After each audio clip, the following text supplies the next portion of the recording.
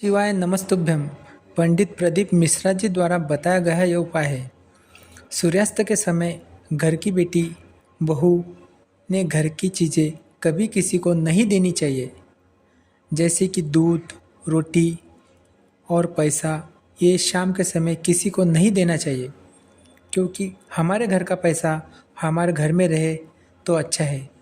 लेकिन आज के ज़माने में आज की औरतें, बेटियां, बहू पैसा खर्च करने के लिए कहीं भी कहाँ भी जाती है और पैसा खर्च करती है। इससे हमारे घर की लक्ष्मी आने के बजाय जाने लगती है।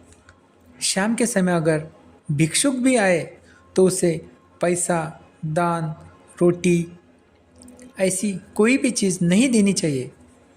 घर की बेटी, घर की लक्ष्मी घर में ही रहनी चाहिए।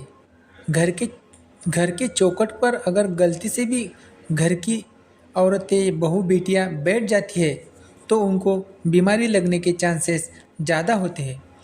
आप फिर कितनी भी डॉक्टर को बदल दीजिए, जो आदमी बार बार बीमार गिरता है वो कितने भी डॉक्टर को बदला चुके हैं, फिर भी उनको आराम नहीं मिलता है।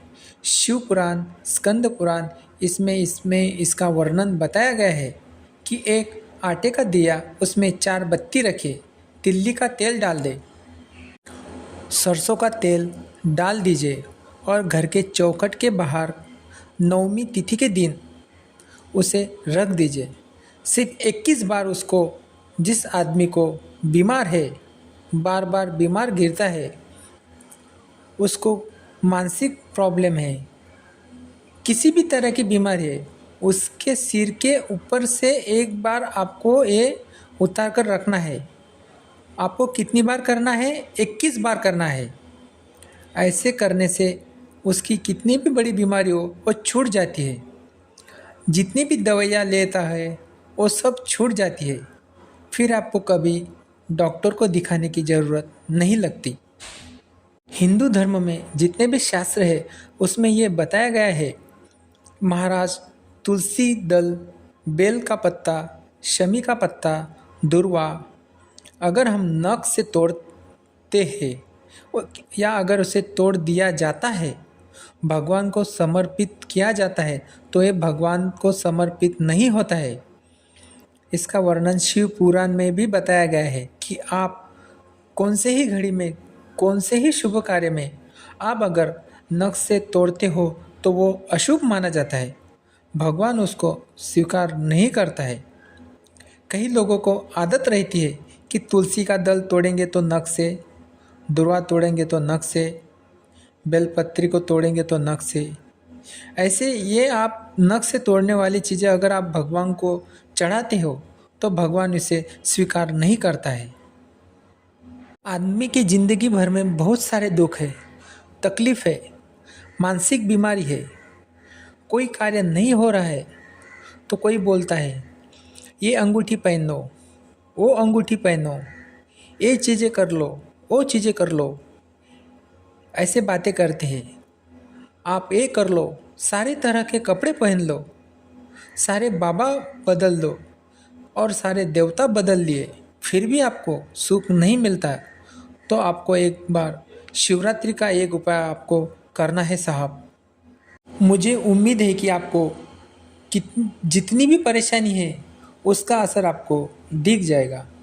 सुख का अनुभव इतना होगा कि दुख आपको कहाँ है ये पता भी नहीं चलेगा। मेरे विश्वनाथ की कृपा होगी, बस उसका आपको अनुमोदन आपको करना है। आपको मैं अभी ये जो उपाय बताने वाला हूँ ये आपको करना है, उससे आपको पूरी तरह से आराम मिल जाएगा। आपको 5 पैर लेना है, पैर जो हम खाते हैं बाज़ार में मिलते हैं वो वाले पैर 5 जो लेना है। जो बोले तो जो हवन में हम डालते हैं वो जो 5 पुट्ठा लेना है, 5 कमल के गट्ठे लेने हैं, 5 काली मिर्च लेनी है। ये सारे इकट्ठा करके हम आपको कामना करते हैं कि दोपहर के समय आश्विन अधिक मास शिवरात्रि के दिन भगवान शंकर के शिवलिंग पर आपको ये चढ़ाना है। और आपने मन में आपको आपकी जो मन में मनोकामना करनी है, जो आपके मन में अच्छे विचार है, जो आपको ज़िंदगी भर चाहना चाहते हो, जो आपकी जो ज़िंदगी भर की ख्वाहिशें हैं, वो आपको अपने मनोकामना करनी है।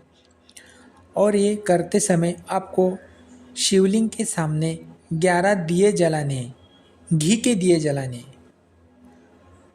ये करने के बाद आपको पूरी तरह से आपको उसका असर मिल जाएगा। उसके बाद आपको कभी आपके खजाने में जो पैसा है वो उसकी भरमसाठ बढ़ता ही चला जाएगा। कभी उसमें कमी नहीं आएगी, दुख नहीं आएगा, तकलीफ़ें नहीं आएगी, कष्ट नहीं आएंगे। इसके बारे में शिव पुराण में भी इसको वर्णन किया गया है।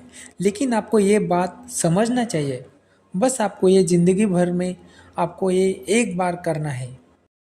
हमारे पास बहुत भक्तगण आते हैं और हमें पूछते हैं कि महाराज, आप हमें ऐसा उपाय बताओ कि जिससे हमें परेशानी का सामना ना करना पड़े, जैसे कि कैंसर की बीमारी, लीवर, किडनी, ऐसे बहुत सारे हमारे पास पेशेंट आते हैं।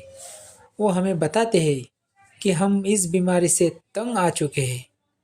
तो उस पर महाराज बोलते हैं, अकाल मृत्यु करे जो करे चंडाल का, काल उसका क्या बिगाड़े जो भक्त हो महाकाल का। कथा में इसका वर्णन किया है। मरकर भी जिंदा करता है वो देवादिदेव महादेव हो सकता है। वो मृत्यु पर भी मात कर सकता है, वो महादेव हो सकता है। वो यमराज को भी मात दे सकता है, वो महादेव हो सकते हैं।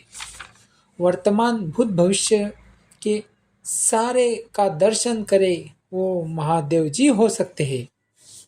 मेरा शंभू, मेरा शंकर, मेरे त्रिकालदर्शी, आपको ये जो हमने उपाय बताया है, ये आपको कैसा लगा?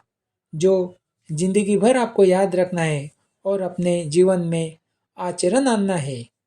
ऐसे वीडियो आपको जानने के लिए, देखने के लिए आप हमारे चैनल को सब्सक्राइब करें। वीडियो अच्छा लगा तो कमेंट में ज़रूर बताएं। श्री शिवाय नमस्तुभ्यम। ओम नमः शिवाय। हर हर महादेव।